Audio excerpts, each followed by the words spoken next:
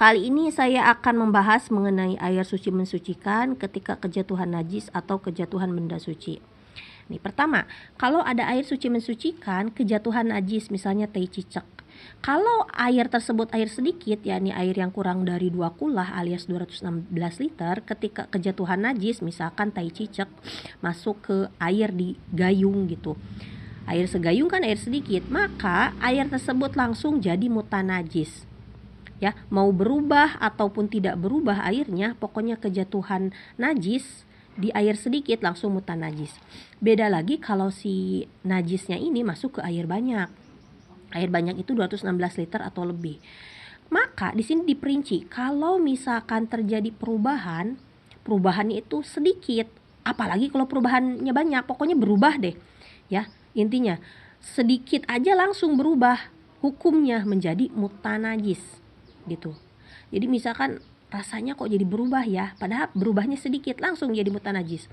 Tapi ketika air banyak kejatuhan najis, tidak berubah sama sekali rasanya, aromanya, warnanya, maka tetap hukumnya suci mensucikan. Nah, sekarang bagaimana kalau yang masuk itu adalah benda suci, misalkan bubuk kopi. Ada bubuk kopi masuk ke air sedikit. Air sedikitnya ini misalkan 1 gelas. Nah, ketika terjadi perubahan sedikit, misalkan ada sih berubah rasanya tapi samar-samar gitu. Maka ketika terjadi perubahan sedikit dan kita tetapnya nyebutnya air ya, itu air tapi kok rasanya mirip-mirip rasa kopi ya dikit. Nah, itu tetap karena perubahannya sedikit, maka tetap hukumnya suci mensucikan. Beda lagi kalau misalkan air segelas kemasukan kopi 1 bungkus, maka tentu berubah warnanya, rasanya, aromanya, berarti kan perubahannya banyak. Sampai-sampai tadinya disebut air biasa, sekarang disebut jadi air kopi. Ketika berubah penyebutan namanya, berarti perubahannya banyak. Maka berubahlah yang tadinya suci mensucikan jadi suci tidak mensucikan. Boleh diminum karena suci, tapi tak boleh dipakai wudhu, tak boleh dipakai mandi wajib dan istinja.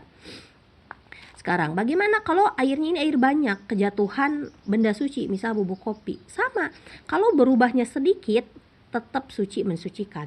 Tapi kalau perubahannya banyak, air sebak umpamanya kemasukan bubuk kopinya itu misalkan 5 kilo, maka terjadi perubahan banyak sampai air sebak itu disebut air kopi, maka berubah.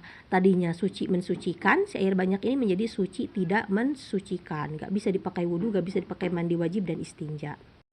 Sekian penjelasannya, semoga bermanfaat dan mudah difahami.